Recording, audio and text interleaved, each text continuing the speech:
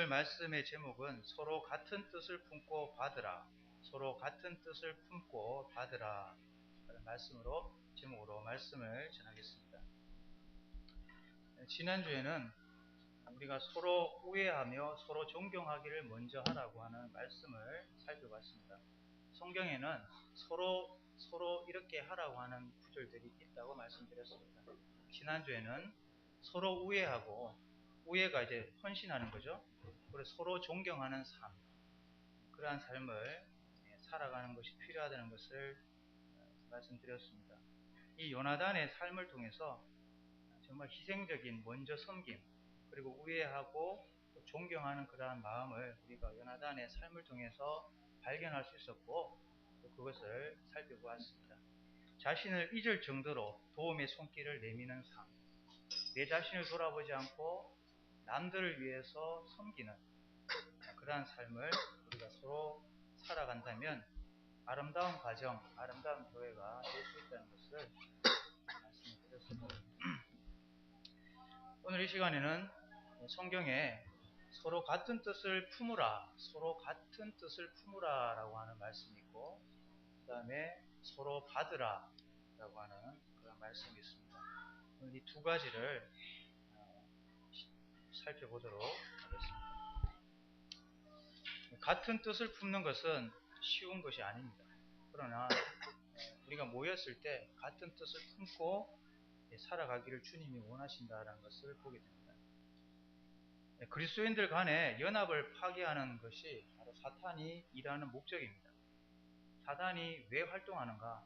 그리스도의 몸된 교회를 분열시키기 위해서 활동하는 것입니다. 즉 연합을 깨뜨리는 것이 목적입니다. 사탄의 전략을 우리가 잘 보면 반드시 작은 문제를 가지고 교회를 분열시킵니다. 그래서 연합을 깨뜨리면 모든 것이 다 무너지는 것을 사탄이 잘 알고 있기 때문에 하나 되는 뜻을 같이 품고 살아갈 수 있도록 하는 것을 굉장히 방해하는 것을 우리는 알 수 있습니다. 이 사탄은 성도 간에 혼란을 주고 영적으로 둔감하게 만들고 또 필요하다면 잘못된 교리를 통해서 분열시킵니다. 교리 싸움을 하면서 하나됨을 파괴시킵니다. 그리고 교회의 작은 일을 가지고 분열시키는 그러한 일을 하게 만듭니다.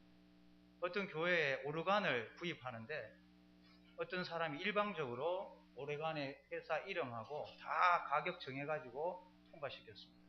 그러니까 다른 사람들이 왜 그렇게 하느냐고 하면서 싸움이 붙었습니다. 결국 이쪽 편과 저쪽 편 원하는 오르간 둘 다 구입 못하고 그 교회는 깨어졌습니다. 우스운 이야기지만 실제 일어날 수 있는 일입니다. 아주 사소한 일, 뭘 사든 무슨 문제가 있습니까? 그러나 이 사소한 문제를 가지고 교회는 깨질 수 있다라는 것입니다. 그래서 이 사탄의 공격을 이겨내는 힘이 뭐냐? 교회의 힘은 어디서 오는가? 그것은 바로 그리스도의 몸 안에서의 참된 연합을 이룰 때 능력이 나타나는 것입니다. 그것은 성경에서 계속해서 강조하는 원리입니다. 그리스도의 몸 안에서 같은 뜻을 품는 것으로부터 나오는 능력은 사단도 막을 수가 없습니다.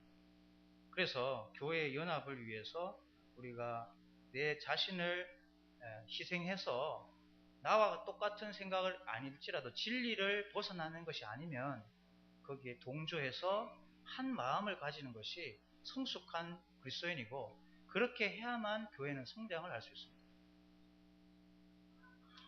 주님은 몸된 교회를 핏값으로 세우신 이 몸된 교회를 향한 특별한 관심이 있다면 그것은 연합이라고 할 수 있습니다. 연합.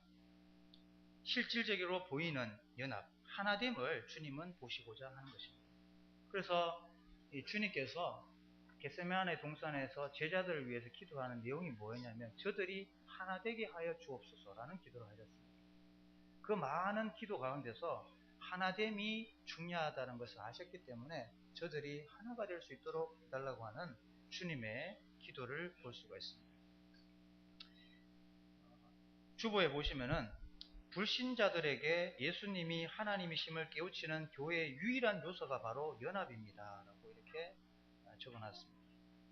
불신자들이 어떻게 해서 하나님을 만날 수 있는가? 그것은 교회에서 성도들이 한 마음으로 연합된 모습을 통해서 나타날 수 있다는 것입니다. 그러면 복음이 제대로 전해지려면 교회가 어떻게 되어야 하냐면 하나가 되어야 됩니다. 하나가 되지 않는 교회를 딱 들어오면 구도자도 느낍니다. 이 교회가 지금 하나가 안 됐다는 걸 느낍니다.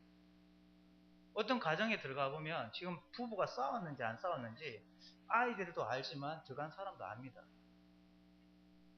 그러한 분위기를 읽어내는 것입니다. 그래서 우리가 몸된 교회가 성장하려면 가장 먼저 중요한 건 영혼 구원을 위한 전도 이전에 우리 몸된 교회 지체들 간에 서로 하나가 되어 있는가를 확인하고 그 성숙됨을 먼저 우리가 가꾸는 것이 필요하다는 것입니다.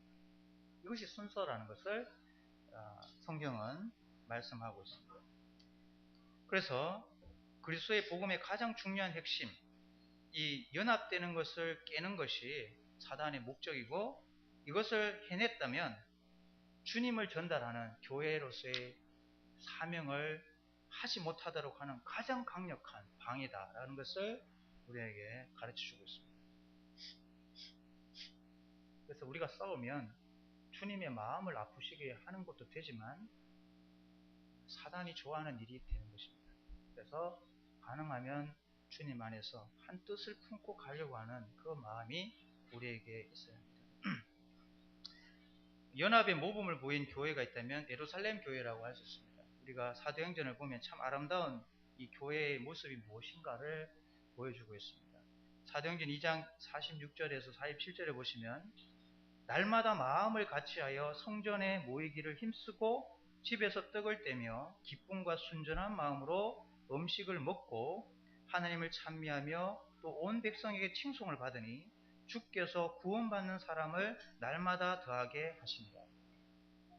이 사도행전에 나오는 예루살렘 교회는 특징이 날마다 마음을 같이해서 모이기를 힘썼다는 것입니다.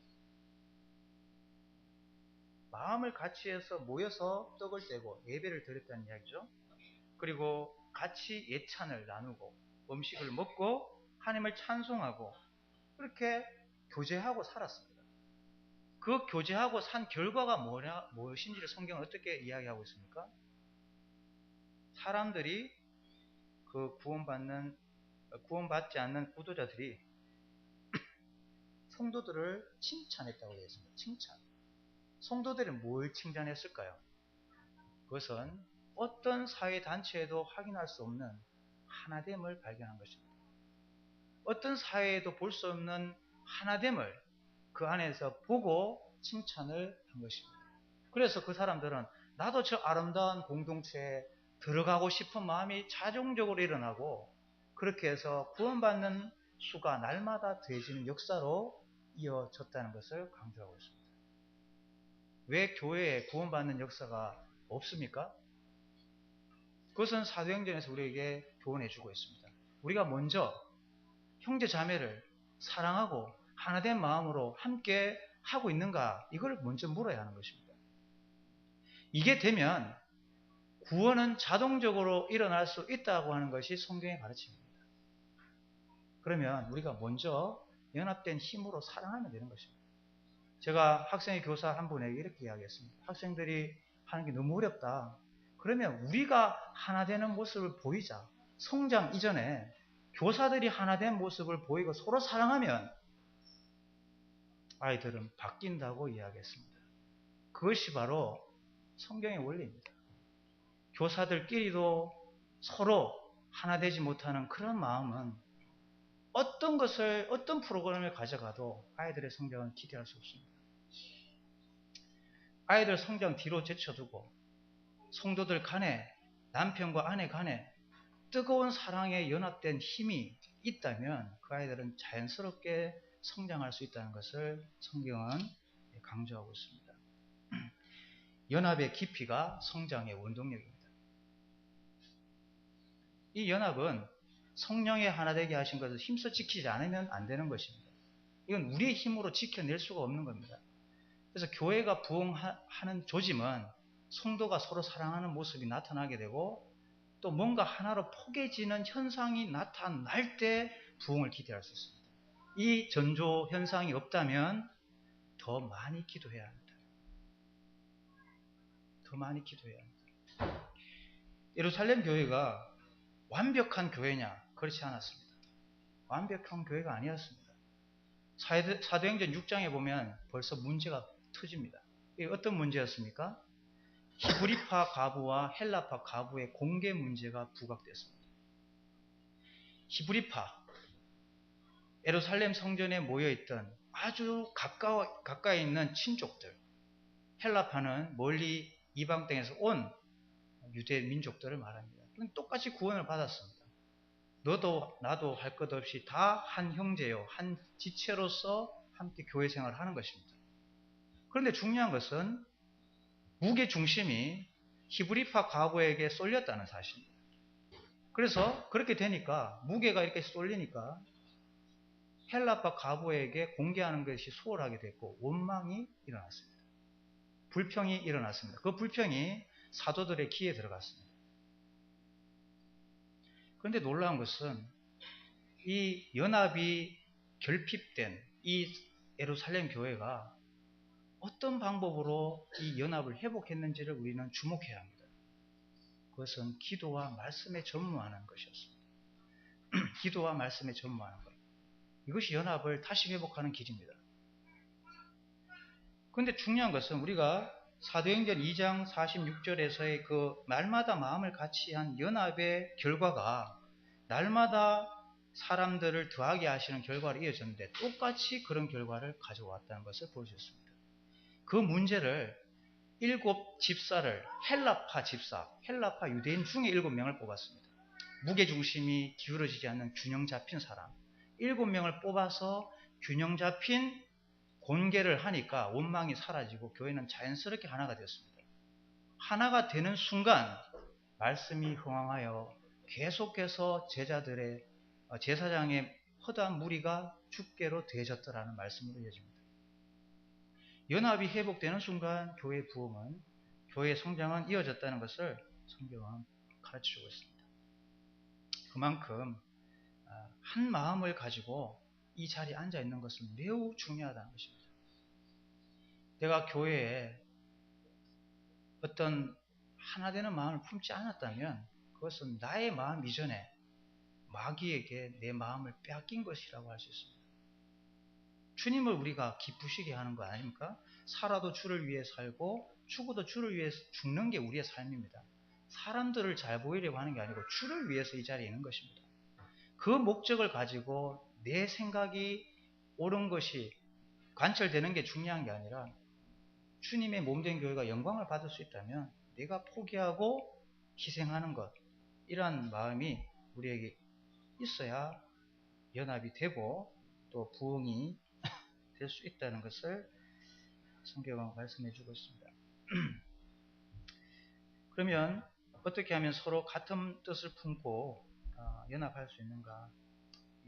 우리가 알아야 될 것이 있다면 주부에 보시면 연합이 현재에도 가능하다는 것입니다. 우리가 모래알처럼 지금 막 끼어져 있어도 지금 몸된 교회는 연합이 가능하다는 것을 우리는 인식해야 합니다.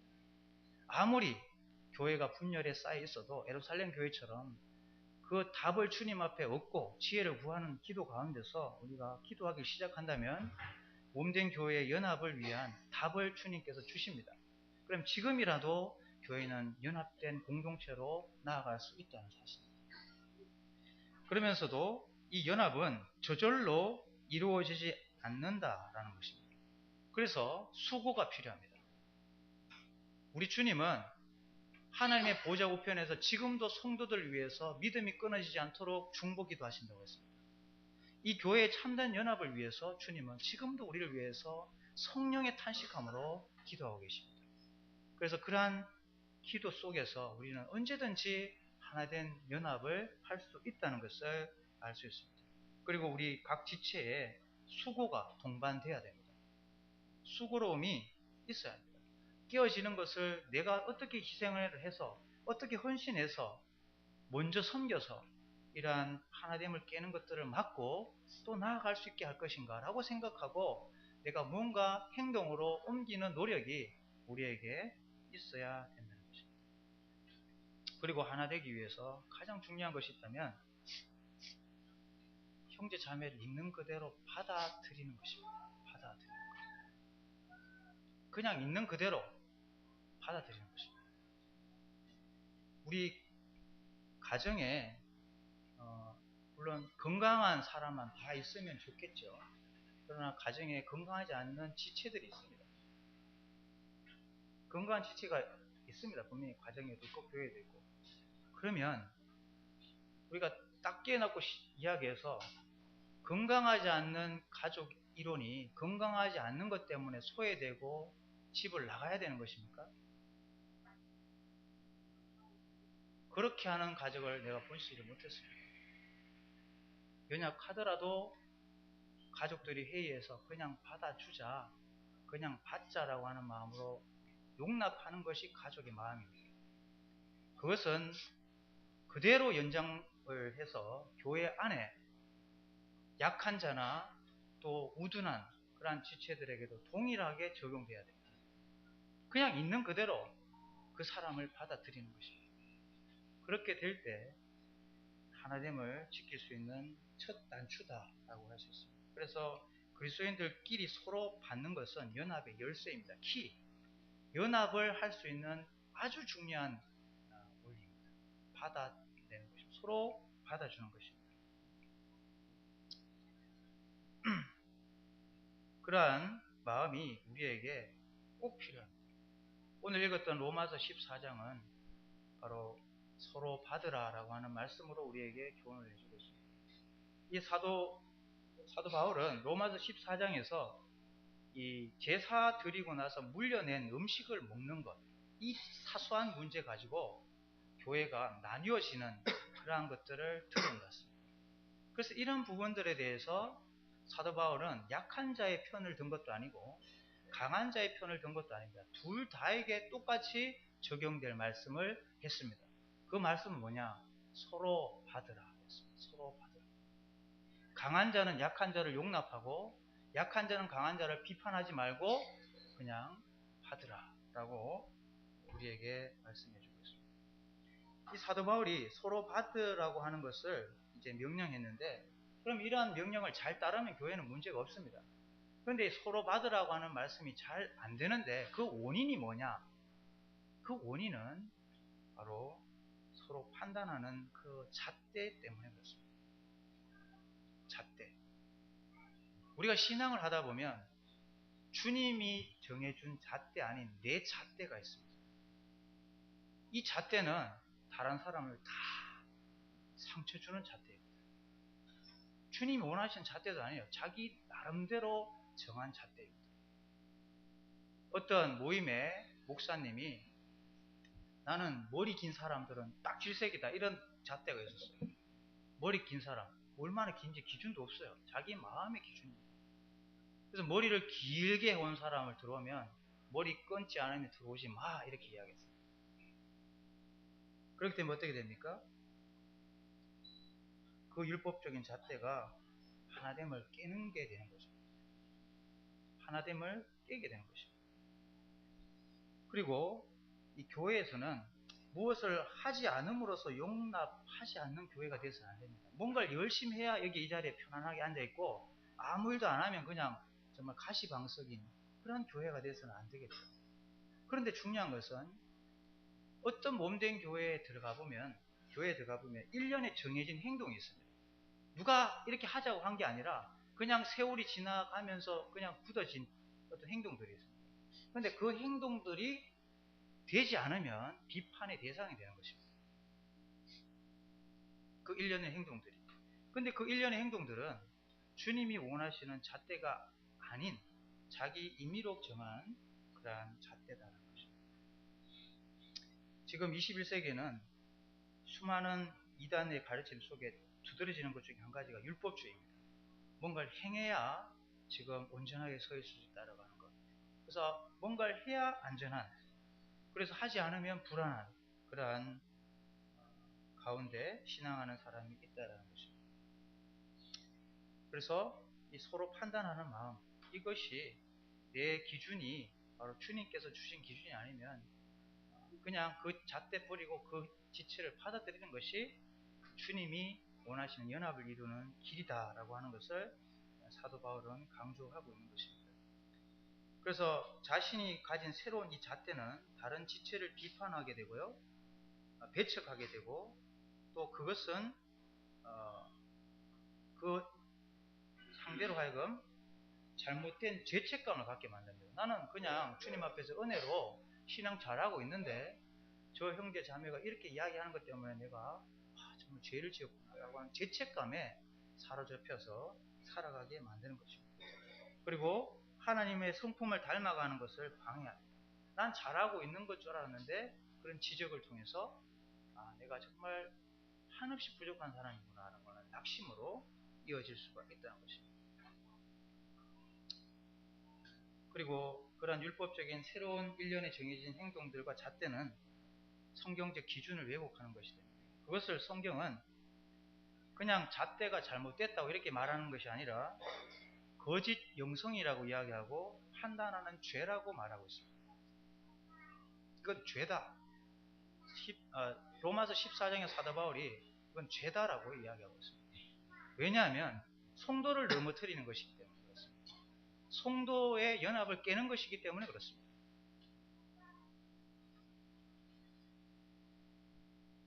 혹시 우리는 이렇게 해서 서로를 비판하거나 또 정죄하며 나는 이렇게 하고 있는데 저 지체는 왜 저렇게밖에 못해라고 하는 그런 마음으로 보고 있지는 않은지 우리가 한번 생각을 해봐야 되는 것입니다. 그리고 두 번째 서로 받지 못하는 것은 편견입니다. 편견.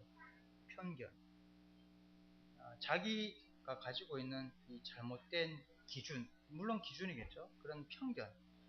야고보서에 보면은 야고보서에서도 우리에게 강조해 주는 것이 그곳에 부자와 가난한 자들을 차별하는 모습이 나타났습니다. 차별하는 모습. 부자는 앞자리에 앉게 하고 가난한 사람은 뒷자리에 앉게 하는 그런 일이 실질적으로 벌어졌습니다. 그러한 모습들이 우리에게 서로 받는 것을 방해한다고 하는 것을 사도 바울은 강조를 하고 있습니다. 그래서 이러한 그 서로 판단하는 것 그리고 편견을 가지고 사는 삶을 버리고 실질적인 연합을 이룰 수 있는 우리의 구체적인 행동이 있다면 서로 받아들이는 것이다 라고 하는 것을 우리는 삶에 적용할 수가 있습니다. 사도 바울은 14장에서 이 음식 먹는 사람, 믿음으로 먹는 사람들을 믿음이 약한 사람들이 볼 때 도대체 제사 지낸 떡을 저렇게 어떻게 저 사람이 먹을 수 있냐 라고 하는 마음의 부담이 일어났습니다. 저 성도는 성숙하다고 하면서 왜 저런 행동을 해서 저렇게 살아갈까라고 하는 부담을 주게 되는 것입니다. 우리 성도님들께서 신앙을 20년, 30년 하셔서 이 자리에 계신다면 믿음을 가지고 금방 들어온 성도들에게 이렇게 비칠 수가 있습니다. 왜 저렇게밖에 행동하지 못할까? 라고 하는 그런 모습으로 비칠 수 있습니다. 그래서 실제로 그렇게 상처받는 사람이 있습니다. 왜 저렇게밖에 못할까? 이런 마음을 가지는 것입니다. 그래서 20년, 30년을 하면 내 신앙 잘 지키는 것도 필요하지만 내가 믿음이 연약한 자들에게 덕이 되는지를 확인해야 합니다. 덕이 되는지, 내 행동이 덕이 되고 있는지를 꼭 확인해야 됩니다. 그게 연합을 지키는 길이기 때문에 그렇습니다. 그래서 성숙한 성도들은 할 일도 많습니다. 사실은 내 신앙도 가꿔야 되고 남들 눈치는 아닙니다. 남들에게 어떻게 비칠까를 생각하고 내 행동 반경을 조심해서 그렇게 하는 행동도 우리에게 있어야 하지만 교회 연합을 이루어갈 수가 있다라는 것입니다. 이 성숙한 사람들은 모든 것을 먹을 만한 믿음이 있는 사람들이었습니다. 그런데 믿음이 있으면 뭐합니까? 약한 사람들이 보고 비판하기 때문에 그건 덕이 안 된 것입니다. 믿음은 강한데 덕이 안 된다. 그러면 그게 부족한 것이 있습니다. 그렇게 해서 연약한 사람들이 비판거리가 되지 않도록 내 삶을 조심하는 것이 성숙한 성도의 그런 모습이다라고 하는 것을 사도 바울이 강조하고 있습니다. 그리고 또 뒤집어서 먹는 자는 또 믿음이 약해서 저거 어떻게 먹을까라고 하면서 못 먹는 사람을 업신여기지 말라. 왜 저렇게밖에 신앙하지 못하냐고 또 연약한 성도들을 업신여기는 그런 경우가 있다는 것입니다. 그렇게 하지 말고 그 연약한 그대로를 받으라 라고 했습니다. 어떻게 이렇게 받을 수 있는가? 사도 바울은 어떻게 이야기했습니까? 3절에 보시면 먹는 자는 먹지 않는 자를 업신여기지 말고 먹지 않는 자는 먹는 자를 비판하지 말라. 그 이유는 하나님이 그를 받으셨습니다. 이유는 이것입니다. 하나님이 인정한 성도다. 이게 이유가 다입니다. 하나님이 인정한 성도면 내가 왜 못 받나 이런 마음으로 이 자리에 연약한 성도든 또 강한 성도든 우리가 받아들이는 마음이 있어야 합니다. 그리고 사도 바울은 또 어떻게 이야기하고 있습니까? 그 비판거리가 있다 할지라도 그것은 주님 앞에 자기가 가서 직구한다고 했습니다. 자기 신앙은 주님 앞에서 해결하게 되어 있습니다. 부족한 것들은. 그래서 내가 비판자가 될 필요가 없고 그냥 수용하고 그 잘못된 삶은 주님 앞에서 다 계산할 날이 있습니다. 그리고 주님 앞에 심판자인 주님 앞에 맡기고 연약한 성도와 강한 성도를 있는 그대로 그냥 받아주라고 사도 바울은 우리에게 권면하고 있습니다. 10절에 보면 네가 어찌하여 내 형제를 비판하느냐 어찌하여 내 형제를 업신여기느냐 우리가 다 하나님의 심판대 앞에 서리라. 하나님 앞에 우리의 잘못된 삶은 다 계산되게 되어 있습니다. 그래서 그러한 부분들에 대해서 그 주님께 맡기고 내가 이 자리에서 해야 할 일은 연약한 성도를 있는 그대로 그냥 받아들이고 그렇게 하는 것이 우리에게 필요하다는 것을 사도 바울은 강조하고 있습니다. 그리고 또 주의해야 될 것은 만약에 내가 믿음으로 행동하는 것을 누가 지적을 했습니다. 왜 이렇게 합니까? 이렇게 안 했으면 좋겠다고 하면 성경적으로 전혀 하자가 없는 일을 할지라도 그 성도가 어려워하면 그것을 안 하는 것이 덕이 되는 것입니다. 그래서 사도 바울은 어떻게 이야기합니까? 13절에 보면 그런데 우리가 다시는 서로 비판하지 말고 도리어 부딪힐 것이나 거칠 것을 형제 앞에 두지 않도록 주의하라. 그러니까 형제의 마음을 무겁게 하는 것이면 내가 믿음을 가지고 자유롭게 하는 것이라 할지라도 그 믿음이 연약한 성도가 어려워하는 것 때문에 내가 그걸 안 하겠다고 하는 것을 마음을 가지라는 것입니다. 특별히 사도 바울은 믿음이 강한 자라서 먹어도 되고 먹지 않을 권이 자기에게 있습니다. 그러나 연약한 성도를 위해서 내가 먹는 걸 포기하겠다고 했습니다.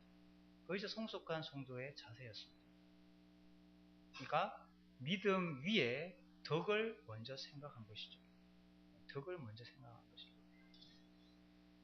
그래서 우리의 삶에 성도들에게 혹 부담이 되고 또 짐이 되는 것들이 있다면 그것을 치워서 걸려 넘어지지 않도록 해주는 그러한 배려심이 우리에게 있다는 것입니다. 그리고 사랑으로 그러한 것들을 하고 있는지를 우리는 점검을 해야 합니다. 사랑으로 하고 있는가. 15절에 보시면 만일 음식으로 말미암아 내 형제가 근심하게 되면 이는 네가 사랑으로 행하지 아니함이라. 그리스도께서 대신하여 죽으신 형제를 내 음식으로 망하게 하지 말라. 그래서 사랑이라고 하는 개념으로 생각하면 분명히 포기할 수 있는 것입니다. 내가 믿음으로 다 할 수 있지만 이것이 주님의 사랑에 있어서 그 형제를 그 자매를 어렵게 하는 일이면 내가 하지 않겠다. 사랑으로 포기하겠다고 하는 것을 사도 바울은 우리에게 강조하고 있습니다.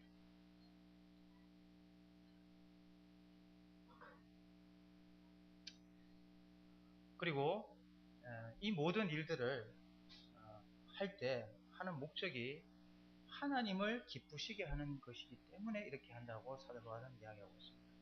물론 내가 손해가 되고 내가 활동하는 범위가 좁아지는 것은 분명하지만 그런 것들로 인해서 하나님이 지금 기뻐하신 일이면 내가 그것을 기쁘게 할 수 있어야 된다고 하는 것을 사도 바울은 말씀해 주고 있습니다. 우리가 이러한 사도 바울의 가르침, 서로 받으라고 하는 것을 지금까지 잘 하지 못했다면 연합을 깨는 일이었습니다. 그리스도의 연합. 그것은 곧 우리 몸된 교회의 성장을 막는 일입니다. 그래서 가정이 남편과 아내가 서로 하나가 되고 또 서로 받아주는 그러한 모습, 그러한 것들을 통해서 자녀들이 그런 것을 보게 되고 또 그러한 모습이 교회에서 자연스럽게 일어나게 될 때 온전한 주님의 교회의 성장을 우리는 함께 경험할 수가 있다는 것을 알게 됩니다.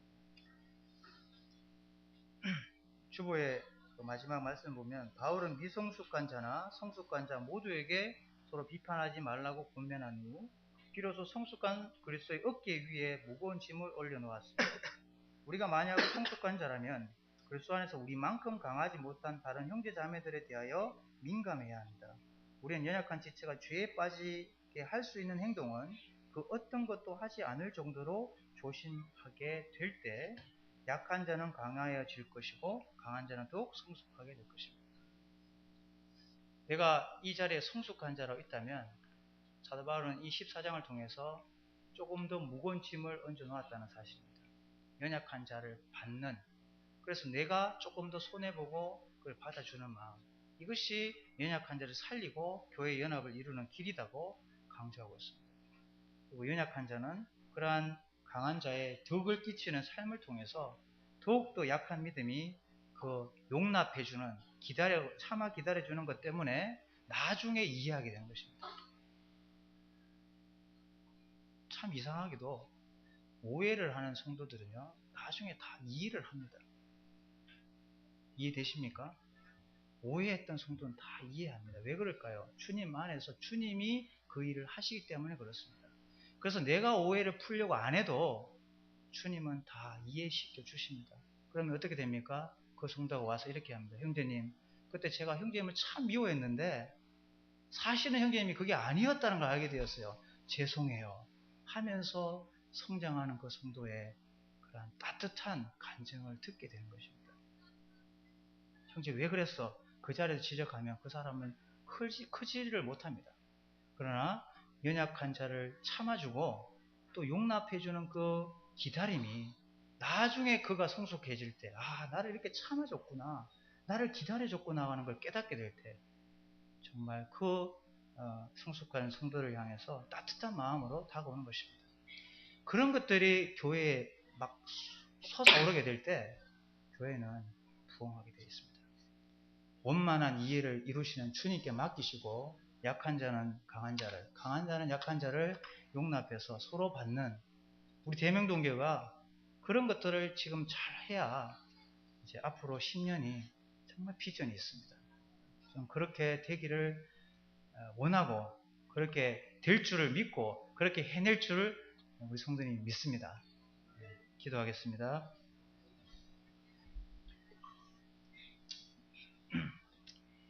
우리가 연약합니다. 그래서 판단도 많이 하고 또 비판도 많이 했음을 고백하고 그렇게 하지 않도록 주님 성령께서 서로 받을 수 있는 그 따뜻한 주님의 마음을 가지고 살아갈 수 있도록 해달라고 하는 기도를 드리시기 바랍니다.